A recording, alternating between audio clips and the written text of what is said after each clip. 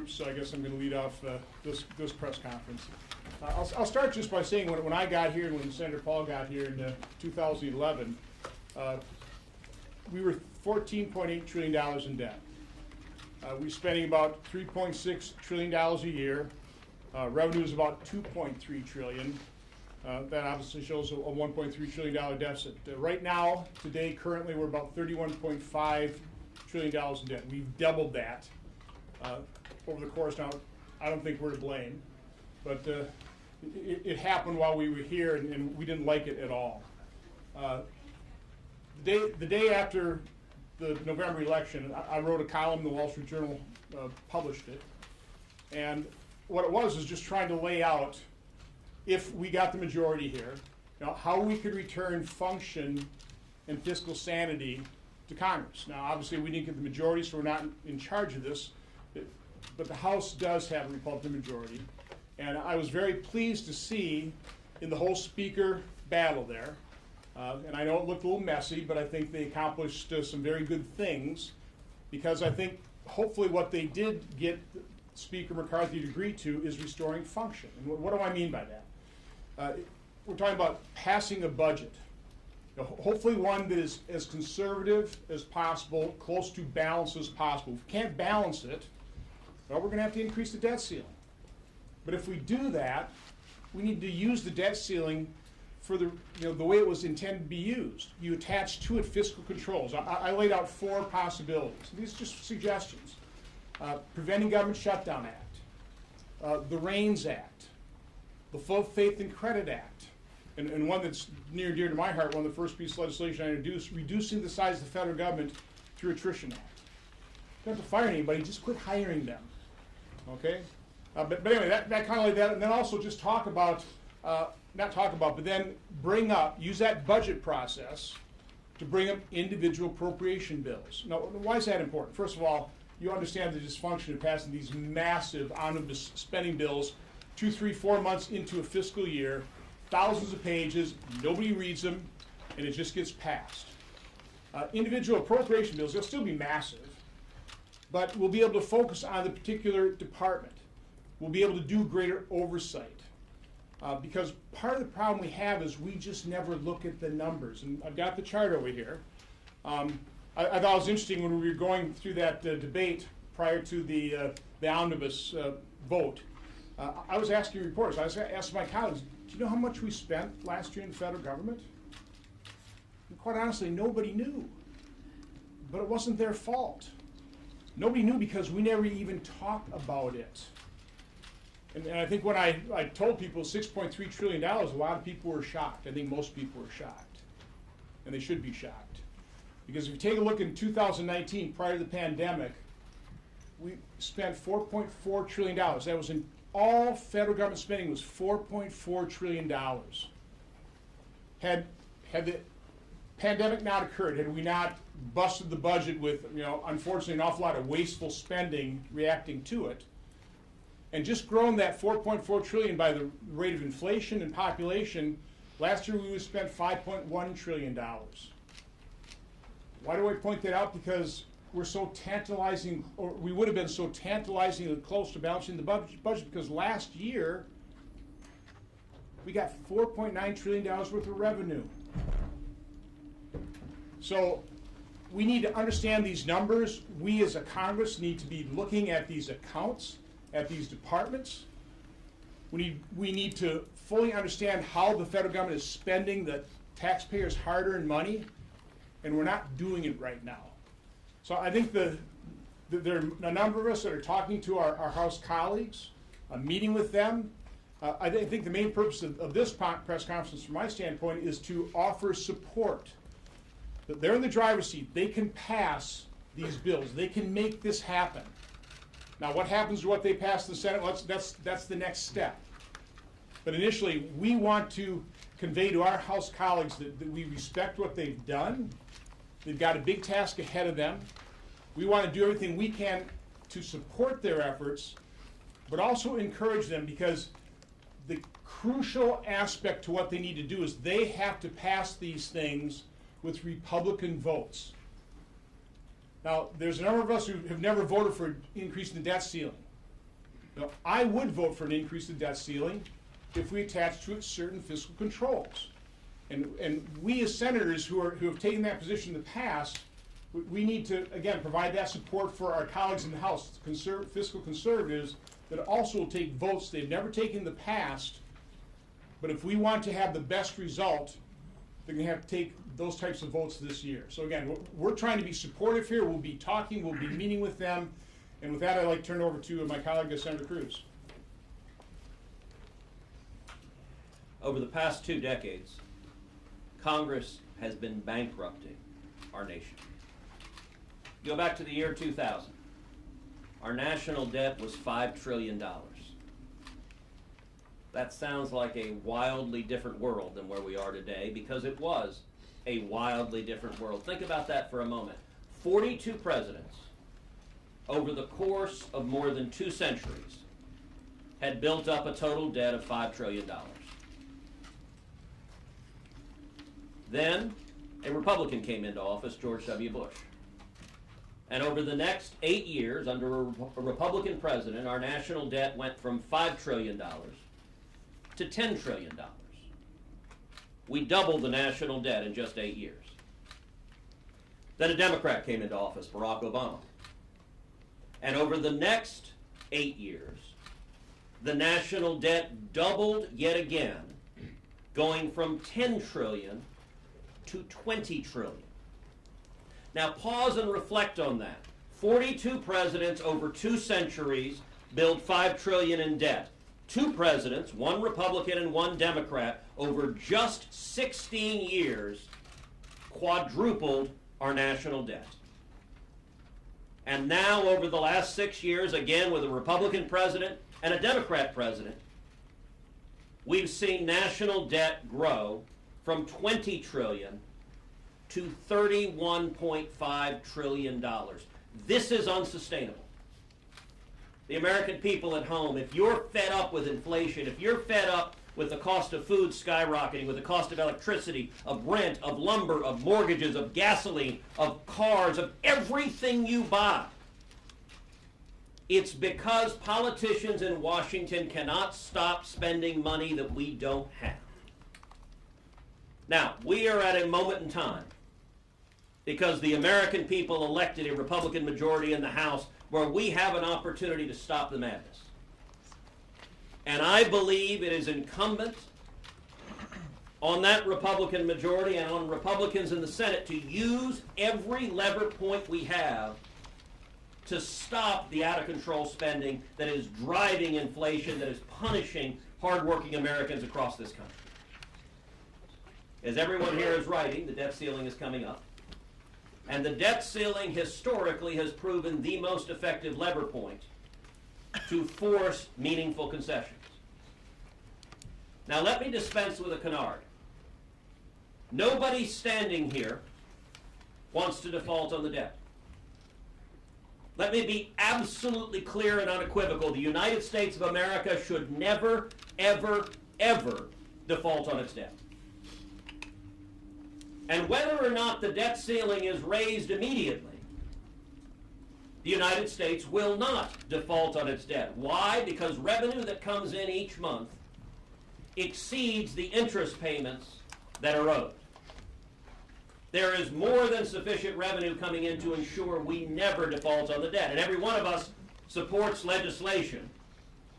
Legislation I call the Default Prevention Act, to put that in statute, to make clear the chances of a default are 0.00%. The reason the Default Prevention Act hasn't been passed is the Democrats block it. There is one principal person in this town that is talking about a default in the debt, and that is Joe Biden. Joe Biden wants to threaten a default in the debt. He wants to scare the markets. And frankly, he's counting on y'all. He's counting on the press corps just to repeat his talking points.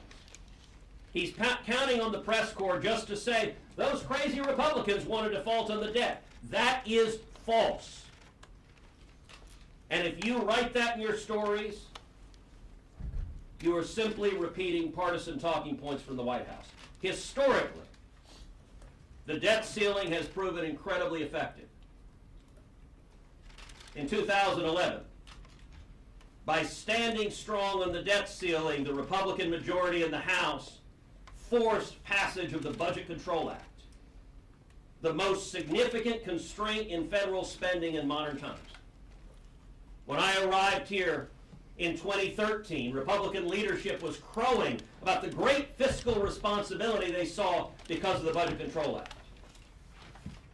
And then they turned around and abandoned it a couple years later. You go back before that, Graham Rudman, the most significant structural restraint on spending, passed because Congress held up the debt ceiling and used its leverage to force those reforms. And so I'm going to urge the members of the press, as this fight plays out, report it accurately. The rules of the Republican conference provide not that we will never raise the debt ceiling. It is not my position that we will never raise the debt ceiling. Rather, what the rules say is we will use the debt ceiling as leverage to force real and meaningful structural reforms to fix the underlying problem. It doesn't have to be a total solution for everything, but it has to be real and meaningful progress. And I will point out those rules that were written in the rules, I wrote them alongside the other senators who are standing up here today. That is the official position of the Republican conference. So we're going to see lots of fireworks, we're going to see lots of drama, we're going to see lots of Democrats. By the way, Joe Biden's position is facially unreasonable and ridiculous. Here's Joe Biden's position. I refuse to negotiate anything. That's what he's telling you. I don't care that there's a Republican majority. I don't care that we're bankrupting the country. I don't care that there's inflation ravaging this country. I, Joe Biden, will negotiate nothing. To hell with you. Let's default. That's Joe Biden's position. And on its face, it is objectively unreasonable. The reason he can take that objectively unreasonable position is because he believes the press will protect him. He believes that in your coverage, you won't talk about how it's objectively unreasonable for the president to say, I don't care what the Congress says, my answer is hell no. He's counting on you for that. That's unreasonable, it's irresponsible, and we're here to encourage the members of the House and the members of the Senate to hold the line and get serious about fixing this problem. President Biden says he won't negotiate over raising the debt ceiling. I have news for him. He absolutely will negotiate. Conservatives will not vote to raise the debt ceiling. The majority in the House, the Republican majority in the House, will not vote to raise the debt ceiling without significant budget reform. The greatest threat to our country is, and the greatest threat to our national security is the debt. One of the great things about where we are now, though, is it really doesn't take as much as you would think to actually balance the budget. In Europe, over half of the countries balance their annual budget. We think of Europe, of Germany and Sweden, of having these large governments, and they do, but they're actually fiscally responsible in the sense that they spend what comes in. We could do it in our country. If we were to have a $100 billion cut, which would still have us spending way more than we spent before COVID, a $100 billion cut in free spending, we would balance our budget in just 4 years. This is amazing. We have an opportunity here. It could be done, but it would take compromise between both parties. Republicans would have to give up the sacred cow that says we will never touch a dollar in military, and the Democrats would have to give up the sacred cow that they will never touch a dollar in welfare. Everything would have to be looked across the board. No one has a sacred area that would be immune, and when you make the cuts across the board, they aren't as big as you'd actually think they would be. It's a responsible thing to do, but President Biden needs to know, absolutely, he will negotiate, and it's better to start now. First, I want to thank the House. There's a lot of things the House has done in the last 3 weeks to do exactly what they campaigned on. And my goal is that the Senate start doing the exact same thing. We have a Republican Party out around the country. We need to have a Republican Party here, and Republicans need to stop caving. With regard to the debt ceiling, the far left, the big government crowd, and Wall Street tell you all the time, they put out all the time, you have to spend more money, run up more debt, and raise taxes. And if you ever say that you need to stop, then they say the world will end and we'll have plagues that even Moses would flinch at. It is a complete lie. We can balance the budget, right? Our states do it, countries do it. Now, if we don't balance the budget, who makes money? Well, DC bureaucrats do really well. The people that make money off of government, they do really well. Wall Street sells a whole bunch more bonds, they do really well. The rich are going to continue to get richer. And guess what happens to the American public?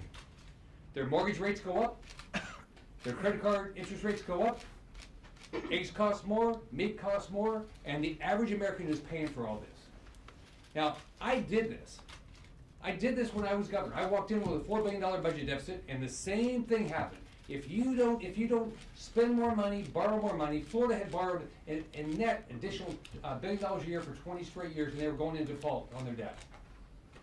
We balanced the budget. We actually cut taxes. In 8 years, we grew our economy, I think, by over 20%, and we had 1.7 million jobs. This is all doable, and if we don't, when anyone goes to the grocery store this week, you can blame everybody in DC that's not willing to live within our means for your interest rates going up and the cost of your eggs and meat going up. So you heard Senator Cruz talk about how quickly we got into this pickle, basically just a little over 20 years, which gives you a little bit of extrapolate that into the future. And the only politician that's had the nerve to put a budget out has been from the president, Biden. So he, unapologetic about it, shows us from this 31 trillion we're in debt, taking all of us to 45 trillion in just 10 years. And that's way under the mark because interest rates have gone up 4 percentage points by the Fed here recently. So a couple of little fun facts. You remember before Christmas I asked a reporter to tell me what 1% of 30 trillion was? Anybody remember that? Remember, it wasn't easy to come up with it, and the first guess was 300 million. Well, it's 300 billion. The numbers I just gave you in terms of what Biden is unapologetically and brazenly saying for the future of our country, 45 trillion in debt, doesn't take into consideration the interest cost and the crowding out. And the reason I want you to know what 1% of 30 trillion is, take 4% of 30 trillion. That's the interest that's going to get priced in to the cost of carrying this debt. You do the math with what we're currently paying in interest, that's as much interest as we just spent on that monstrosity of an omnibus bill that just went through the door at 1.7 trillion. And these are numbers for future generations. You ought to just think, what the heck is going on? Who is running the show? And the other thing Senator Cruz said, it's been an equal opportunity endeavor between Democrats and Republicans. Because the folks that have been running the place have been looting the place in the sense that, sure, with the printing press in the basement, with a credit card that you can swipe year after year, any knucklehead could do that. And really, knuckleheads have been getting us into the place we are now. And remember the numbers. The numbers always rule in the long run. The heavy weight of that burden will be unescapable and it will be painful if you don't do what Senator Paul talked about. Exercise a little political discipline and will. Quit trying to please everyone, and that means defense and domestic, and maybe you'll get the ship turned in the right direction.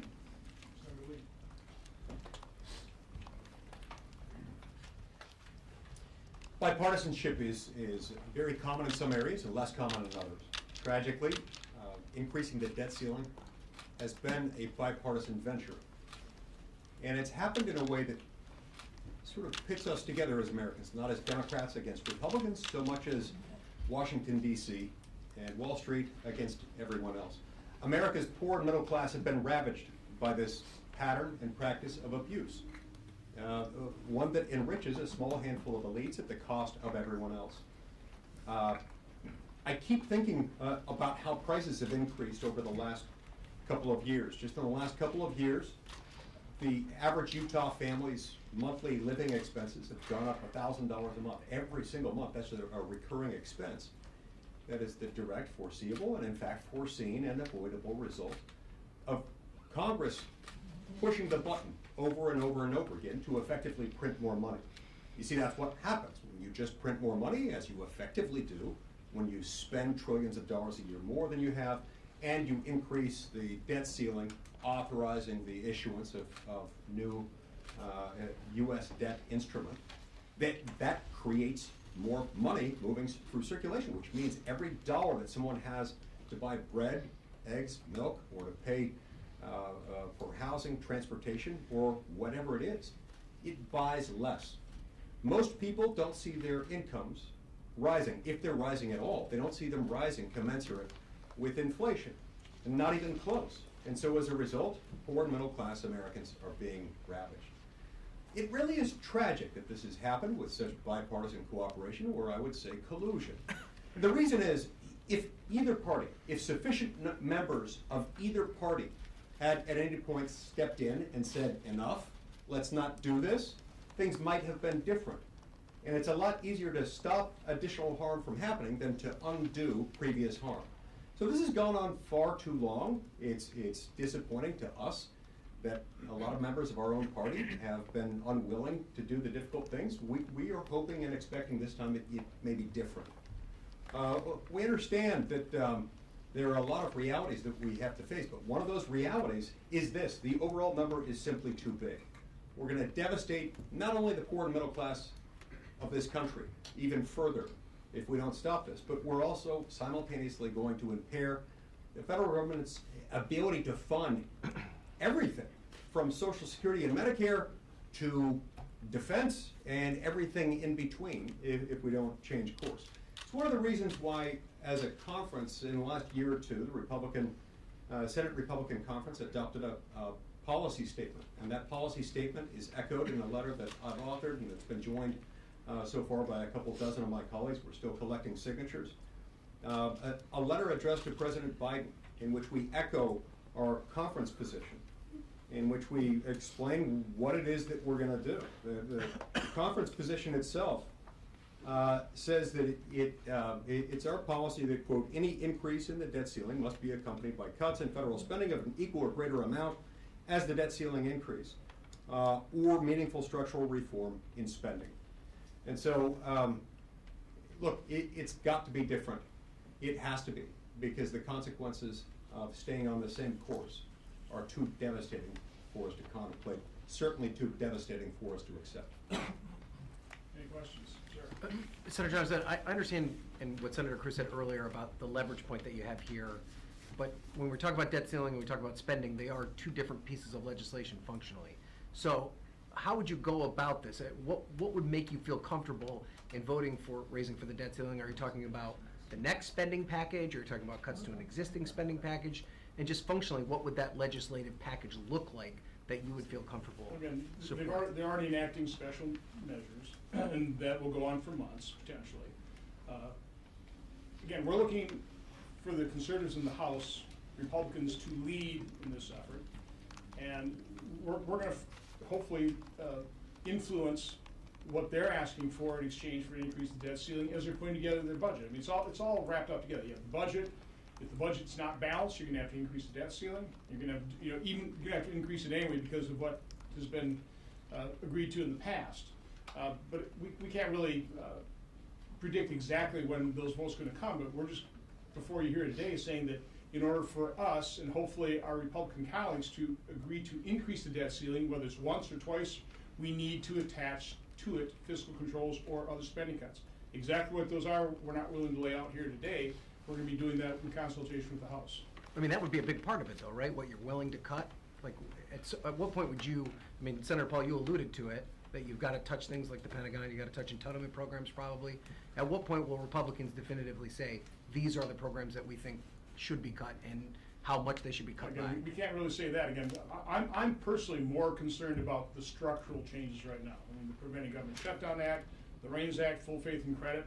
I mean, that's an important piece of legislation. I think Senator Scott is reintroducing that. That was a Pat Toomey bill. And that just basically says with the revenue coming in, there's no reason whatsoever to default. Senator Cruz was correct. I mean, this is a scare tactic. We have more than enough revenue coming in to pay Social Security benefits, Medicare benefits, interest on the debt, service our debt, and a lot more spending. When we did this in 2011, they were linked in the same legislation, and you simply institute caps.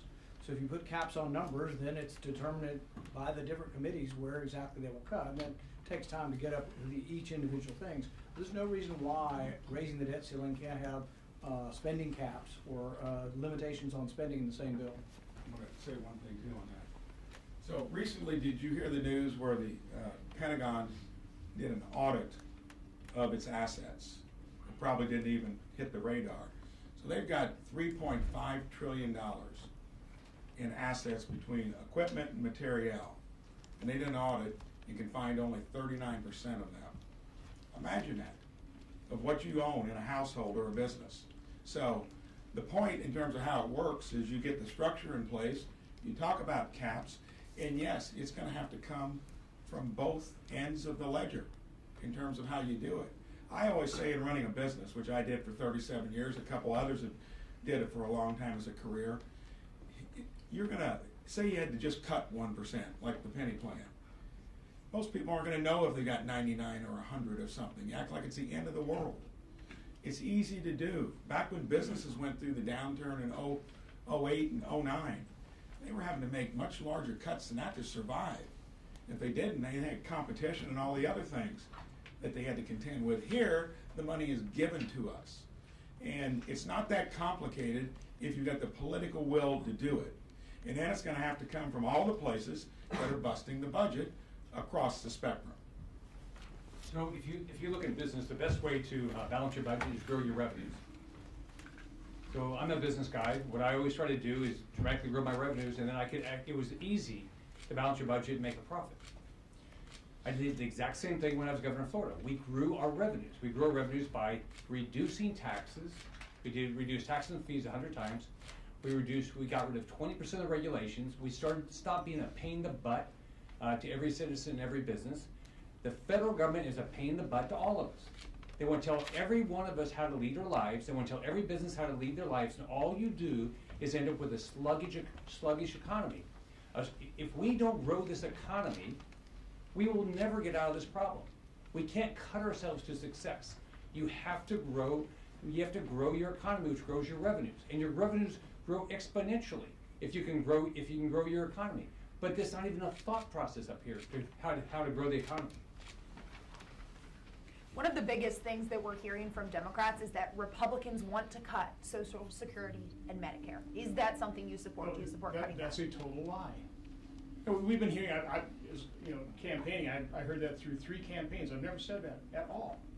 We want to save Social Security, and the way we do it is primarily what Senator Scott was talking about. The number one component of the solution is economic growth, which is why we cut taxes in 2017, moving into 2018, and it worked. Look at how much revenues, it's grown over $1 trillion since then, and that is even with the COVID recession. So growing the economy is the number one component, but we still have to be fiscally responsible, and going from $4.4 trillion in spending to over $6 trillion and kind of laying that as a baseline is grossly irresponsible. And I've got to agree with Senator Brown and Senator Scott. In business, that happens all the time where you're asked to cut your budget 10% and people do it. So the private sector can do it. Why should the government be immune? And if you don't, you get fired. And you know who cut Medicare is the Democrats. They did it in September in their spending bill. They cut $280 billion out of Medicare. So they want to say Republicans want to cut Medicare. None of us support cutting Medicare benefits, but they actually did it. Again, the greatest threat to any of those programs is this massive debt. Again, as Senator Brown said, every 1% increase is another $310 billion. Times 4, 1.2, $1.3 trillion. We spend $1.2 trillion a year on Social Security. That's the magnitude of what we're talking about because of this out of control spending and these deficits. Senator Johnson, why is it such a struggle for even a group of conservative senators here to identify what to cut? If you're talking a $30 trillion deficit that you want to eliminate and put the country on a path to a balanced budget, that requires either a lot of cuts or a lot of tax increases, right? Why not lead the way and show Congress how to do it? Well, there have been a number of proposals in terms of doing that, but again, we're going down this process now, step by step. The first one is to pass the budget, which will contemplate those types of cuts. Senator Paul has different proposals. There's a number of ways of doing it, but we need to first get the structural process in place. One quick point. I mean, that's a false argument. That's made all the time by the left-wing media. Oh, you don't point it out. On my Festivus report, which we put out every year, this year was $482 billion worth of waste. I'll give you some examples. They're small, but they added up to $482 billion. The National Science Foundation spent $118,000 studying whether Thanos, who's a Marvel Comics evil overlord and snaps his finger and lightning comes out of his fingers, your tax dollars went to the National Science Foundation to hire a guy to put metal gloves on to snap his fingers to see if you can snap your fingers in metal gloves. $700,000 to see if kids are better coped with pets. $650,000 to study why male parrots like female parrots and how they pursue them. I could go on. But So I also want to point out, in business, we're the board of directors, okay? You don't go to the manager and say, this is specifically where you're gonna cut. You go to them and say, cut your budget 10%. And then you have those managers do it. So you're gonna rely on the people in the agencies to do it the best way, but we've gotta starve some of these agencies. Senators, do you expect the House Republicans to pass a budget before there's a debt limit deal later this year? And do you think they need to lay out a fiscal roadmap? And also, can the fiscal reforms you want be achieved through discretionary spending cuts alone, or do some entitlement reforms Well, have to be looked at, whatever they may I would be? say, my words were distorted by saying, we do need to, if we're gonna get ourselves out of this debt hole, we're gonna have to look at everything every year. You can't just wall off 7% of the budget and say, we're not gonna look at it, it's just an automatic pilot. I mean, that is what is driving us into this debt crisis right now. But in terms of when the House is gonna do things, that'll be up to the House. I'm here today to support their efforts and do everything we can to encourage people that have never voted for an appropriation bill or a debt ceiling to say, if we're going to get the best deal possible, we're gonna be willing to vote for these things. I'm willing to do it here in the Senate. Senator Johnson, who in the House are you talking to? You said you were talking to some of the members. Are these? We're talking to conservatives in the House, I'll leave it at that.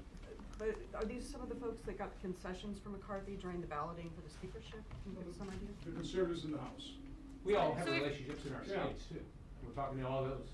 Senator Johnson, since Speaker McCarthy's election, it seems like House Republican leaders have kind of backtracked on this idea of cutting funding to the military. Some, like Scalise, have even gone as far as to say that that's not on the table, that's not something that they're going to entertain. So is that something that's acceptable to you? I mean, all of you seem to be on board with the fact that it needs to be on the table. Yeah, but listen, I think you have to look at all spending.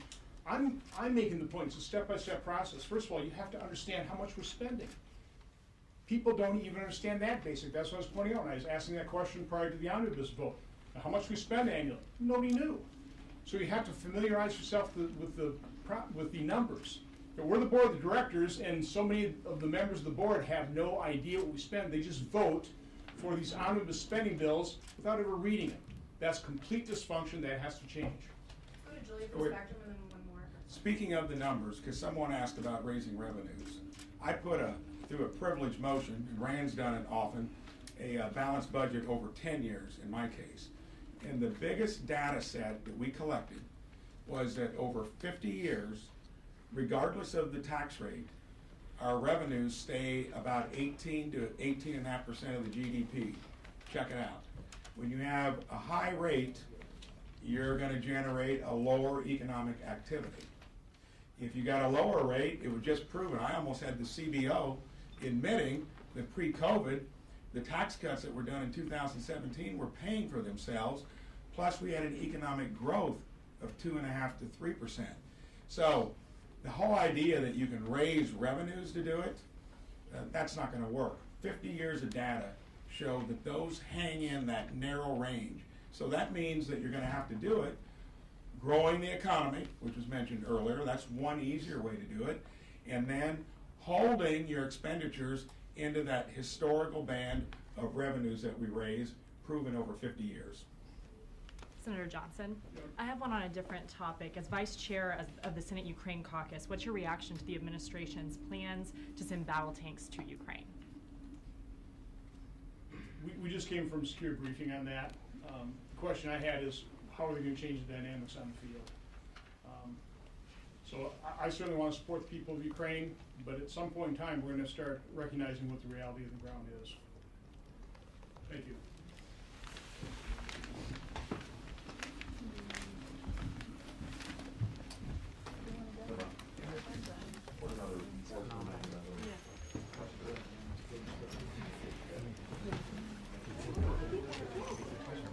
every